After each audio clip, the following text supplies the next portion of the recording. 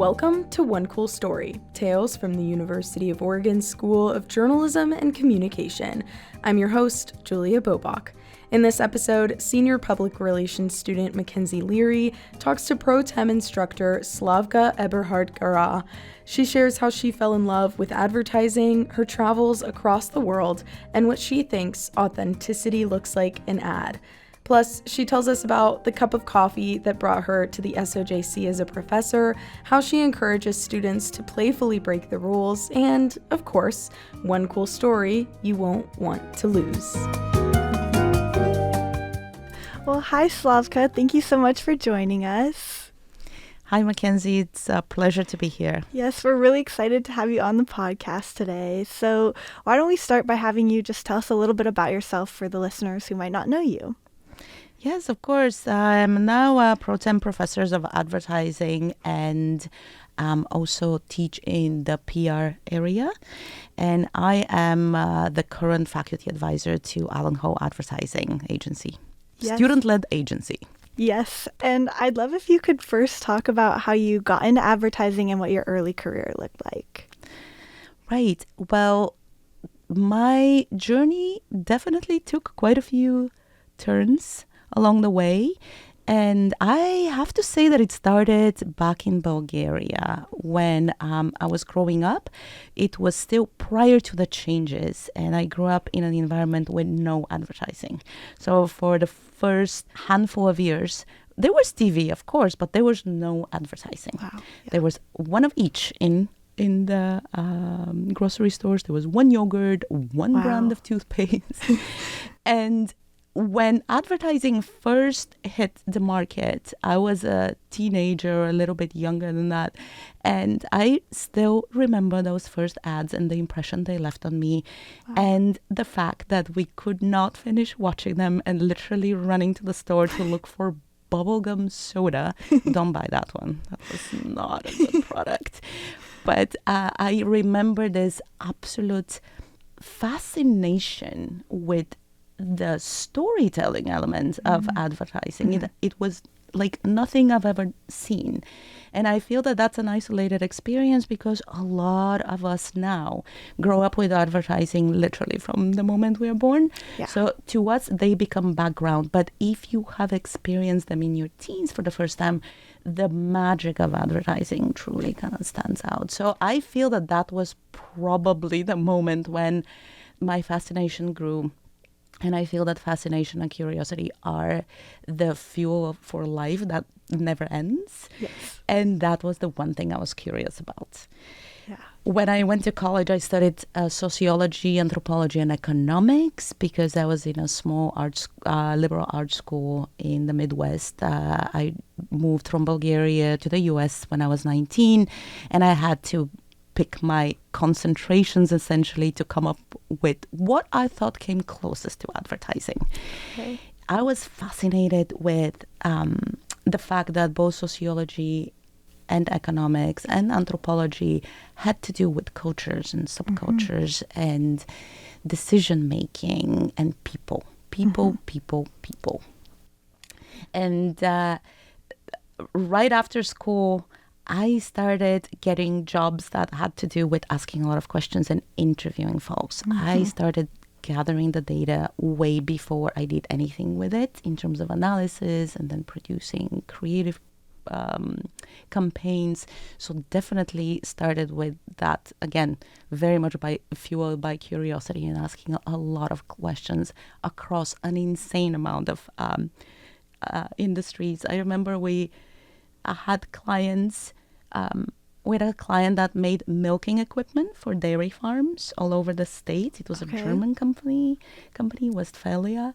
And we also, at some point, worked with industrial wiping paper, which I know it sounds very boring, but it was one of the most fascinating projects I worked on. I traveled a lot for it. We did focus groups all over Europe in different languages, and I'm still corresponding with the client. Wow. We still exchange physical letters. And he wrote a book about his career, and he included my name in some sort of footnote. Oh, that's so sweet.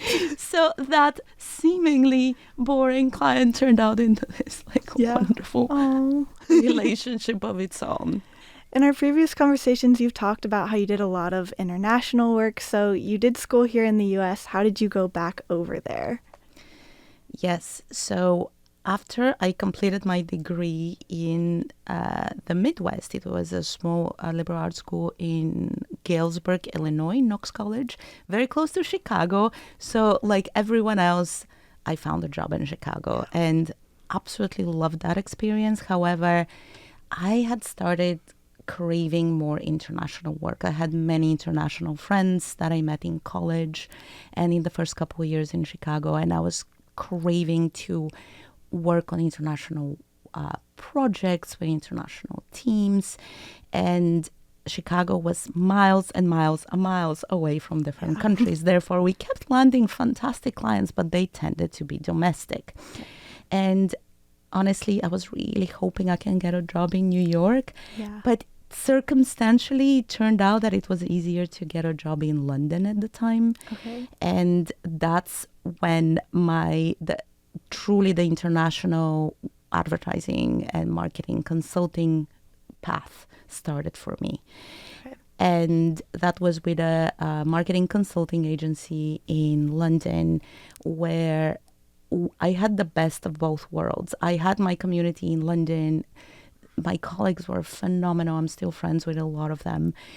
But on the other hand, I was also paid to travel to all these wonderful destinations, mostly for focus groups and research, but met a lot of the clients, a lot of the local research teams.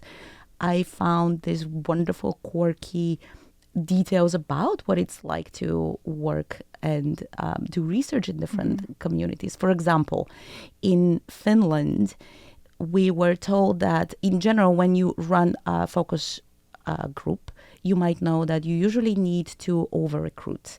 Mostly, you invite 2 to 4 people over the number you're targeting.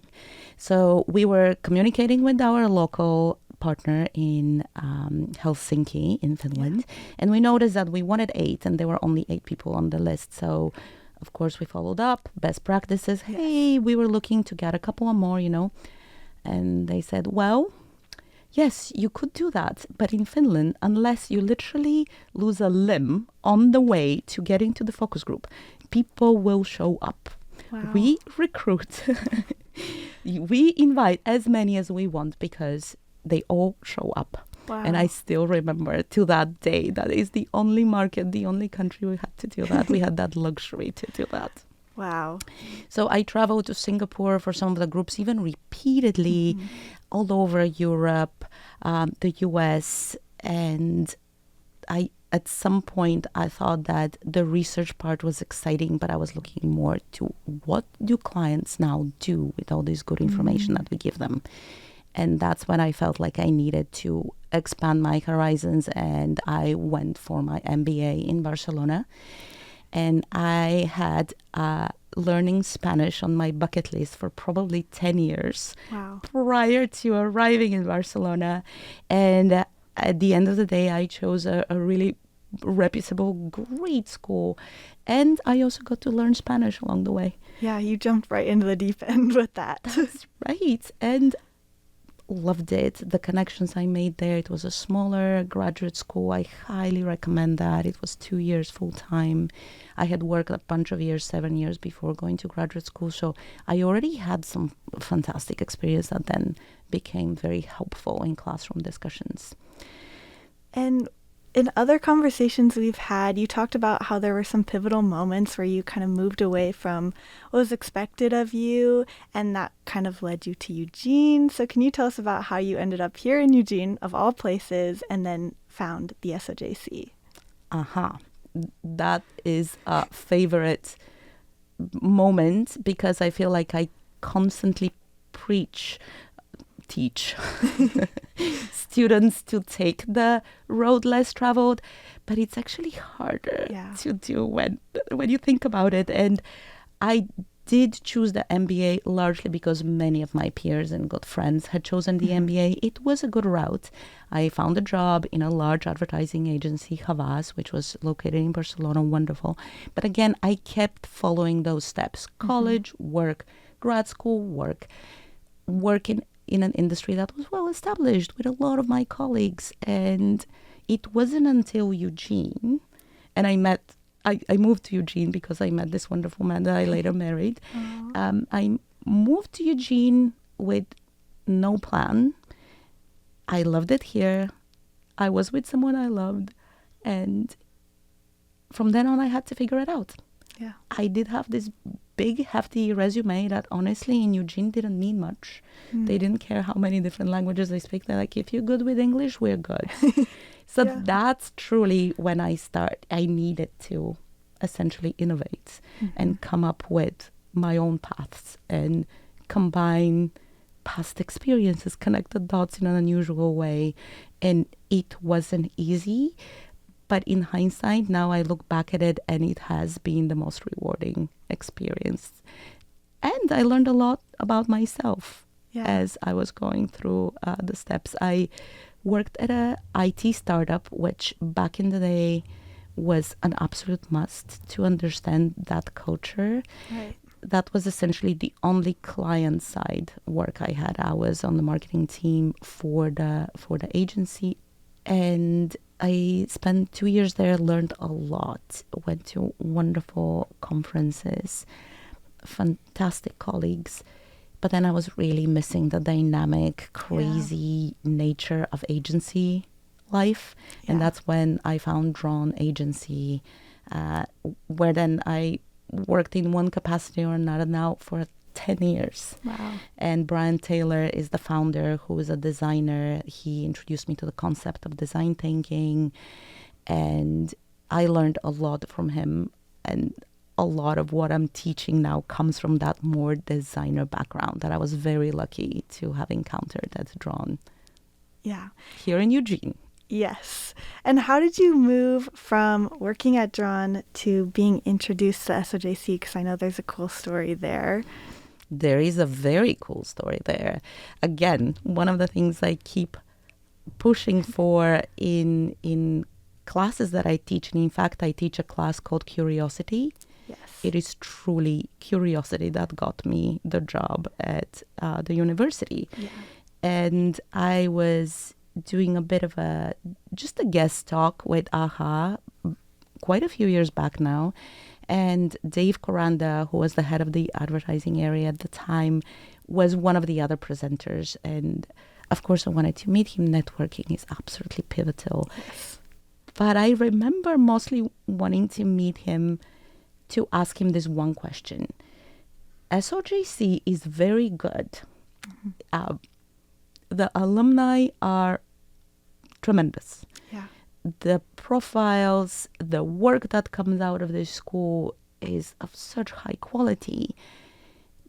But in my years in advertising, none of my colleagues had studied advertising. So I'm really dying to know, how do you teach advertising in a classroom? Yeah. Can you tell me more about that? And I still remember Dave writing down his phone number and saying, call me, we'll have coffee. Yeah. A couple of weeks passed. I texted on the way to meeting him, hey, I'm picking up coffee. What do you want? Maybe it was that cup of coffee that opened the path. But essentially, we had this wonderful conversation. Dave Coranda is truly inspiring, not only professor, but individual as well, with a very rich backstory. And he's also the one that reads profoundly, and he truly stays on top of trends and articles. He's very much in touch with what big brands are doing. So it's always a pleasure to talk to him. Halfway through the conversation, I remember him saying, have you actually thought about teaching? I had not. Yeah. I had never thought about teaching. I thought you needed a PhD and a very formal process. But apparently a master's is enough to be an instructor. And that's how it all started, with that question. Yeah, and that is a great question. And as you've been here now at the SOJC for 3 years, and you've taught classes, like you said, on curiosity, but also on strategy and writing for digital audiences, and now you're the advisor of Allen Hall Advertising. What has been your favorite parts of teaching and advising students, and what has that learning curve kind of been like for you? So yes, the learning curve was steep. I remember using all the research methodology I've acquired through my career to prepare for the teaching job, starting with the students. You know, we in advertising, we always start with the audience. So I spoke to several students, literally bought coffees, lunches to try to find out what are the important things in classes, what are some classes that truly made things click for you, truly memorable classes where you were eager to participate. Then I spoke to now colleagues, find out their approach to teaching, their approach to putting a syllabus together, their approach to communicating with the students. I have to say primary sources of information is the way to go. Of course, I Googled Reddit forums about professors exchanging tips and other articles written about newbie teachers. But it was those one-on-one interviews with the professors and the students and some administration, and even sitting around Allen Hall and watching how the students interact. What are their preferred ways of learning? And I have to say, it all came down to interactive style of teaching, interactive classrooms. When I taught brand strategy for the first time, I made them change the layout of the room so it matches more of a cafe with individual tables, with smaller teams, where it was not this hierarchical arrangement that we're mostly used to in a classical classroom, because I felt like when we broke that barrier, professors, students, the participation levels jumped up. And posing questions, being okay with the pause before, kind of the silent pauses before students start answering them and contributing, those all methodologies have helped. And then I also try to bring playfulness into the classroom. In a way, university is a lost opportunity if we don't experiment and play and make mistakes when the stakes are low. Yeah. So I constantly push the students to experiment and literally start messy. In one of the classes, McKenzie, it was actually the PR class. Yes. The digital writing 372. Sounds right to me, yes. Yes, JCOM 372. I wanted the class to forget the classical way of the way we present slides. I wanted presentations that are breathtaking. I wanted presentations that engage. So I brought magazines and I asked every team to put together their presentation on paper. You had masking tape, paper, and Sharpies. Yeah. I'm like, build your slides. No screens, no mouses, no pushing squares. Here. I don't think I even gave you scissors. You had to rip things. Yeah, we did have to rip things up. You had to rip things up and recycle afterwards. Yes. Very important. But yes, break down the classroom. And I thought that then even the more introverted students had platform and moments when they can equally participate, and it levels the ground. Something that class really taught me was really expanding how we think about things and the processes of writing and strategy. And you really help us connect the dots between everything in our lives and really draw from our own personal experiences. And while you're teaching us all these real skills that we can use as professionals, not just as students, you're pulling that from your experience in the ad industry and your work as a brand strategist at Drawn Agency. And I was hoping you could talk about some of the trends and conversations you're seeing in the advertising landscape that you've brought into the classroom.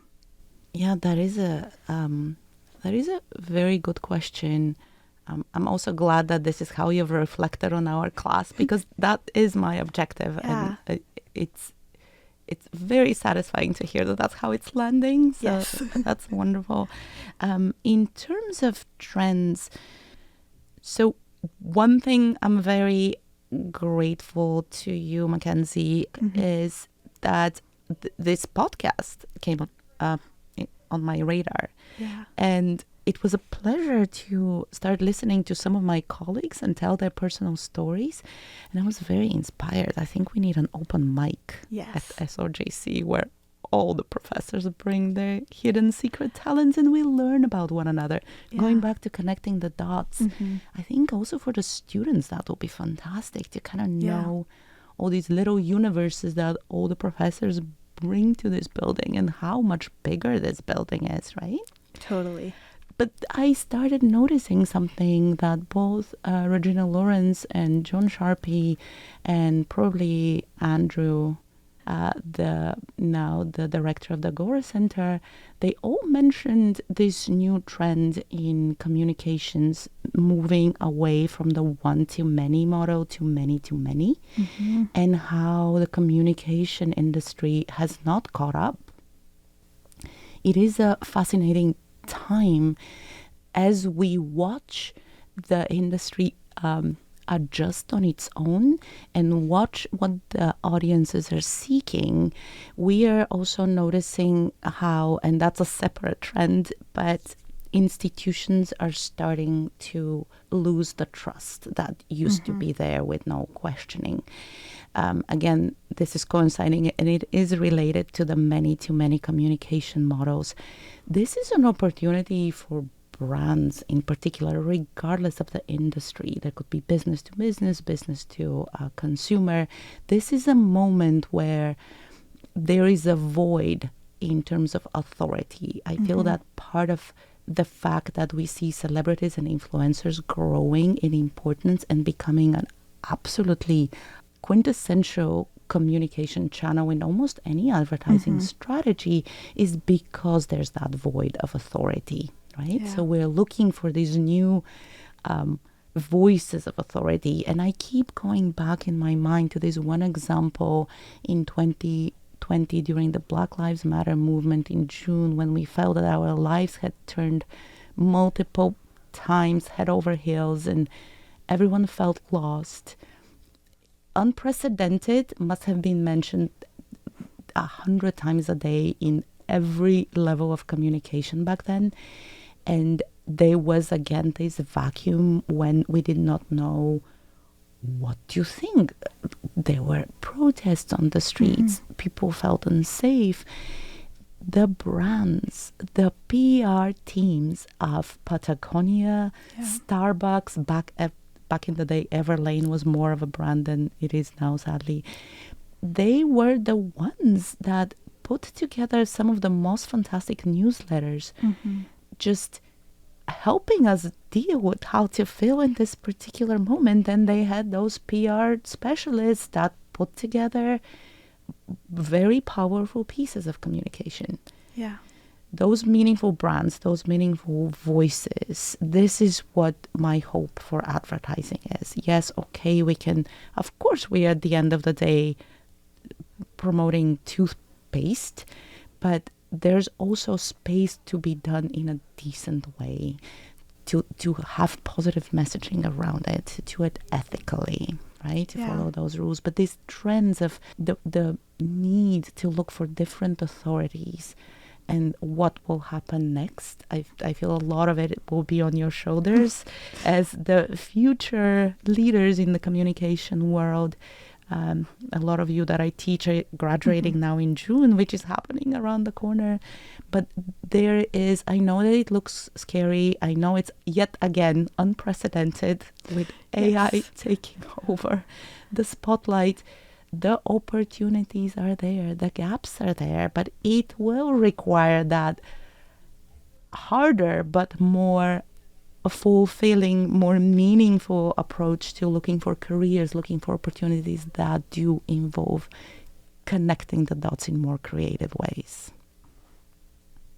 And in your work that you do for Drawn, you talk a lot about authenticity. And I think for some people, authenticity in advertising is kind of a question of how do you do that authentically. So can you just talk to us a little bit about that?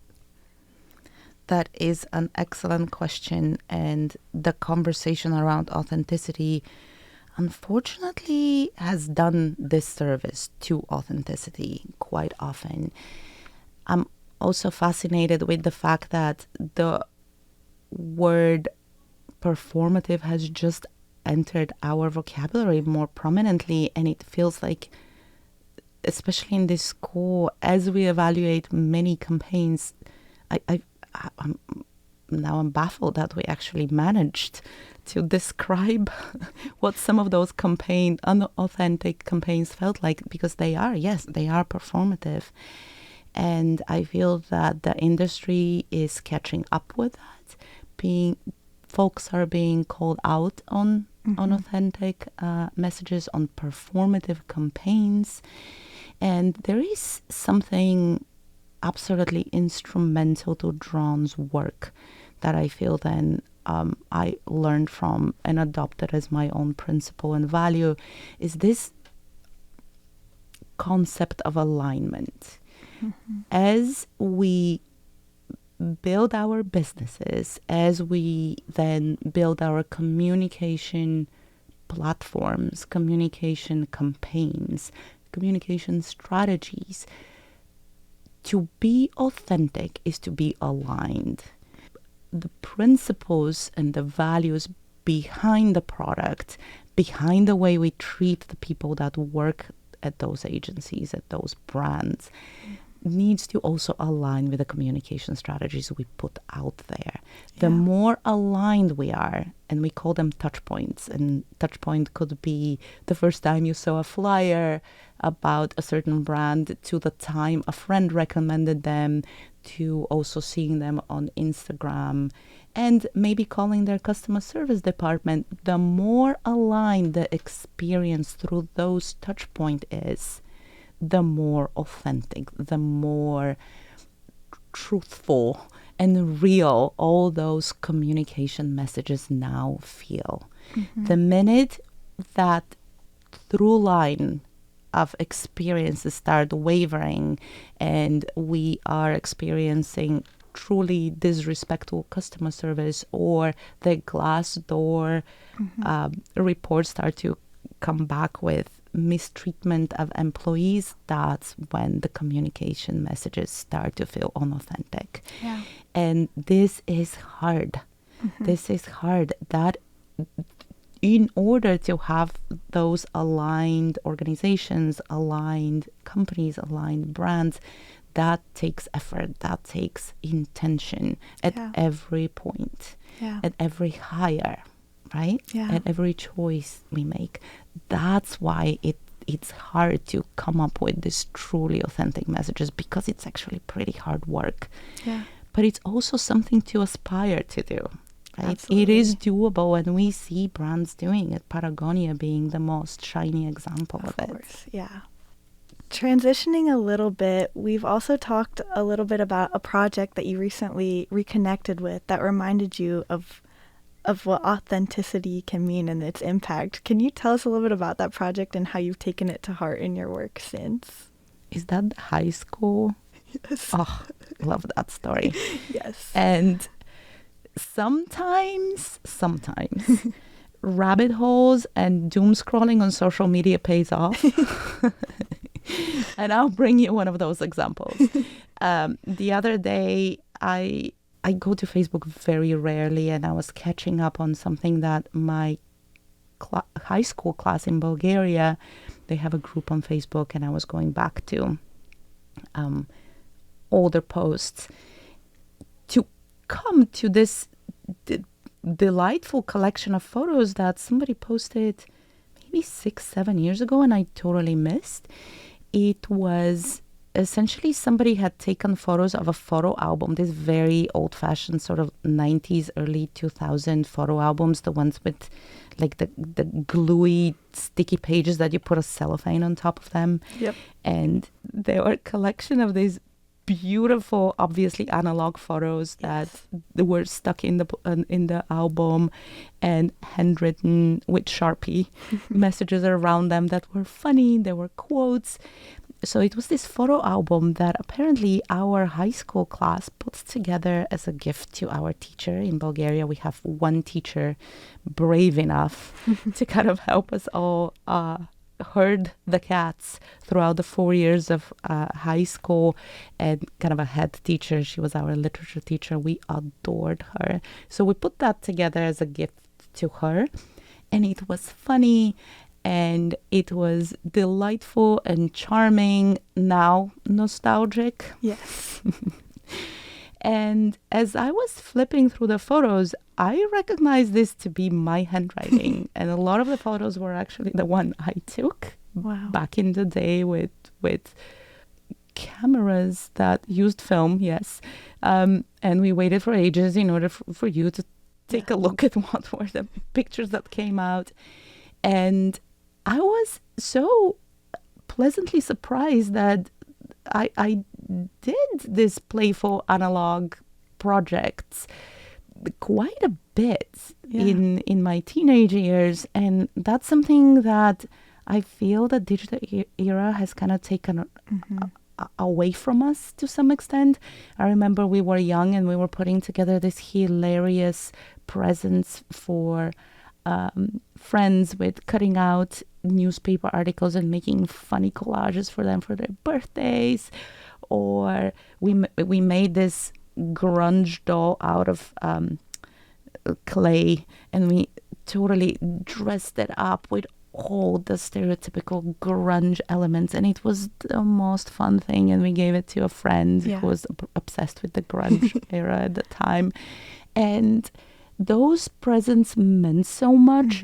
And remembering the process of having them come together, like that album. Yeah. You know, we could go and scan it. Nothing will match that beautiful analog album that she now has. And it's an absolutely delightful moment captured in time. Yeah. That was a reminder that maybe we should even do more analog projects in classrooms and be more playful along the way. Yeah. Well, thank you so much, Slavka. At the end of these episodes, we always like to ask our guests to share one cool story, whether that's a unique experience you've had through your work, an interesting project you've worked on, or just something most people don't know about you. I'm really excited to hear what yours is, so please take it away. All right. So I have to say, I have this secret talent of finding things. Ooh. I have found so many lost wallets. Okay. And jewelry, and those are mostly the ones, but a lot of things. Part of it is my insatiable curiosity. I literally, everywhere I walk, I scan the whole environment. Maybe I should have been a detective. I enjoy this process. In another life. In another life. I mean, people are starting now careers in their 70s, so who knows? Yeah. Maybe in this life too. But I literally, one day, when I was in Barcelona, there's a lot of pickpocketing happening in Barcelona. And I was in this very cool store called Desigual. And they have this kind of trendy, cool clothes. And I was trying a hoodie on, and I put my hand in the pocket, because of course you do. Yes. And I found this massive wallet of someone that I guess whoever picked it from the bag, they took the cash away, and everything else was there. Okay. Pictures and memories, even phone numbers on pieces of paper, all of the documentation. Wow. Yeah. I think it was a professor that lived in California. Oh, wow. So I found her on Facebook, or maybe I had the address and I sent it to her, and she wrote this wonderful thankful note. She's like, I didn't care about the cash, but I'm so glad to have this back. And there was another guy that was like running, and I lived in Brixton in London, and as he was running, his backpack unzipped, I guess, and his wallet was 2 blocks behind him, and I was the first person to encounter it. So that's so lucky. And this is just a couple of the examples. If you actually go to 217, I think is the lost and found, half the stuff is I brought them there. You're helping everyone across the world find their items, apparently.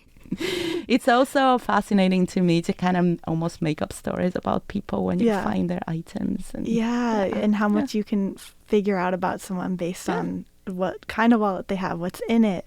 So that's really cool. And I think that is really a good reflection of you as a person. Like you said, your curiosity and how much attention you pay to people. And that really translates really well. One thing, I'm actually jealous that you did not ask me the question you asked Regina Lorenz, but linked to this question about, or rather the topic of finding things, I have to say my role model must be Pippi Longstockings. Okay. I'm rereading the stories now with my daughters, and she is wonderful. She's brave, fearless, she helps out all the time, and she is a thing finder. Okay, yeah. That is one of Pippi's secret talents. And yours too. There you go. Yes. Well, thank you so much for coming on the podcast today, Slavka. The pleasure was all mine. Well, we sure are glad Slavka found the SOJC and all that stuff in Allen 215. Hey, thanks for listening to another episode of One Cool Story, Tales from the University of Oregon School of Journalism and Communication. We hope you enjoyed it. If you'd like to hear more, find us wherever you listen to podcasts and subscribe to make sure you never miss an episode. To stay up to date on what's happening at the SOJC, follow us on Instagram, LinkedIn, Facebook, or Blue Sky at UOSOJC. From Allen Hall, I'm Julia Bobach. See you next time.